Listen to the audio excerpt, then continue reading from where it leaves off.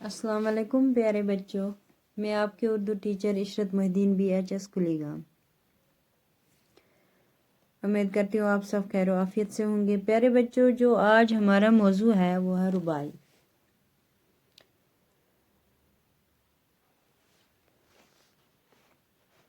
ربائی عربی لفظ ربا سے مشتق ہے۔ ربائی کے لغوی معنی ہیں مصرع، اس میں 4 مصرے ہوتے ہیں یا 2 شعر ہوتے ہیں۔ یہ ایسی صنفی سخن ہے جس میں 4 مصرے ہوتے ہیں۔ پہلے اور چوتھے مصرے کا قافیہ میں ہونا لازمی ہے۔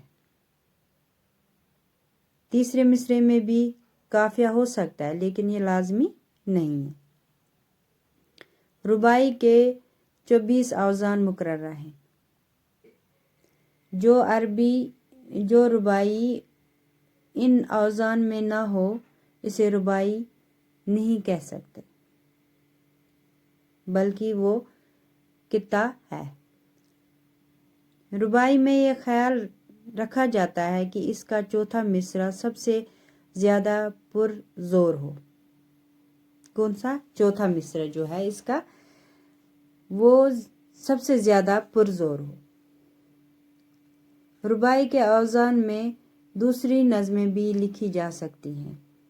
ربائی میں عشقیہ، بہاریہ، اخلاقی، مذہبی، قومی مضامین ہوتے ہیں۔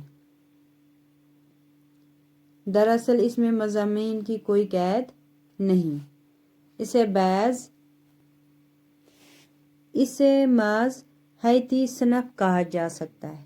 اس کے دوسرے نام 2 بیتی، 4 بیتی اور ترانہ ہیں۔ ربائی کی خاصیت یہ ہے کہ اس میں جو مضامین ہو وہ اچھوتا ہو، خیال بلند ہو اور انداز بیان میں دلکشی ہو۔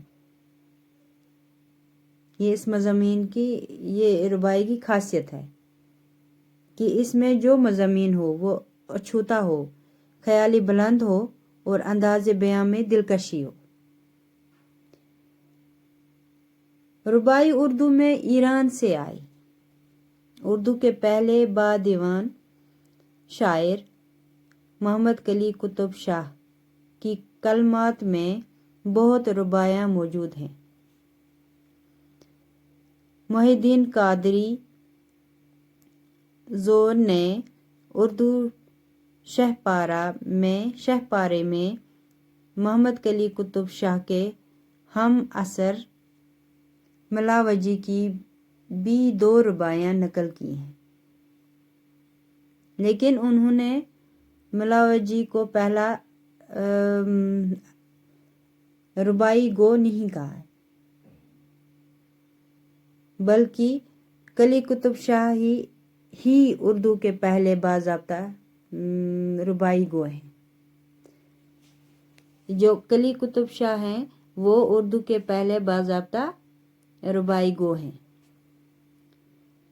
دکن کے جتنے بادیوان شاعر ہیں یا جن کا کلام اب تک دستیاب ہو سکتا ہے، ان کے یہاں ربائی کے نمونے موجود ہیں۔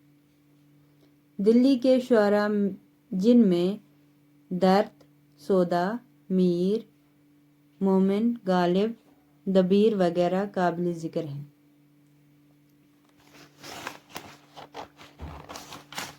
پیارے بچوں، آج ہم نے ربائی پر روشنی ڈالی۔ اس کو آپ اپنی کاپی پہ لکھیے گا اور یاد کر لیجئے۔ اس کے ساتھ میں اجازت چاہتی ہوں۔ اگلی کلاس میں پھر کسی اور موضوع کو لے کر حاضر ہوں گی۔ تب تک کے لیے اللہ حافظ۔